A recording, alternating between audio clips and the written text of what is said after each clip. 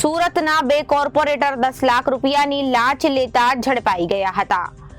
એસીબીના છટકામાં ઝડપાયા બાદ multilevel pay and પાર્કના કોન્ટ્રાક્ટરને ધમકી આપી હતી। બંને આરોપીઓએ બે કોર્પોરેટરોએ 10 લાખની લાંચ માંગી હતી।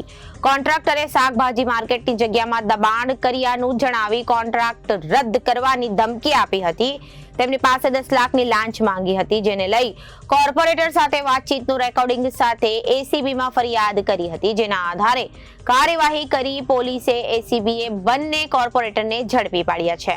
સુરત શહેરમાં ટ્રાફિક સમસ્યાને હળવી કરવા સુરત મહાનગરપાલિકા મગોબ ગામની સીમમાં આવેલ ટાઉન પ્લાનિંગ સ્કીમ નંબર 53 માં ફાઇનલ પ્લોટ નંબર 88 માં મલ્ટી લેવલ પે એન્ડ પાર્કની સુવિધા ઊભી કરાઈ છે।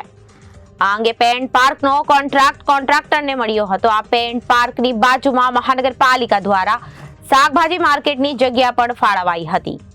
સુરત મહાનગરપાલિકા પૂર્ણા વોર્ડ નંબર 16 અને 17 ના કોર્પોરેટર જીતુ ઉર્ફે જીતેન્દ્ર પાછાભાઈ કાછડિયા અને વિપુલભાઈ વસરાભાઈ સુહાગિયા આ પે એન્ડ પાર્કની સુવિધાવાળી જગ્યાએ પહોંચ્યા હતા।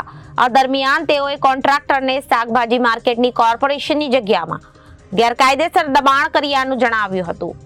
એટલું જ નહીં, તેઓ સાથે બોલાચાલી કરી હતી। ત્યારબાદ આ અંગે પોલીસ ફરિયાદ કરવાની અને કોન્ટ્રાક્ટ રદ કરાવી દેવાની ધમકી પણ આપી હતી। આ અંગે કોન્ટ્રાક્ટર પાસે ગેરકાયદેસર દબાણ કરવા બાબતનું માફી પત્ર તેઓએ લખાવી લીધું હતું। ત્યારબાદ બંને કોર્પોરેટરોએ કોન્ટ્રાક્ટ રદ કરવામાંથી બચવા કોન્ટ્રાક્ટર પાસે 11 લાખની લાંચ માંગવાનો ખેલ શરૂ કર્યો છે।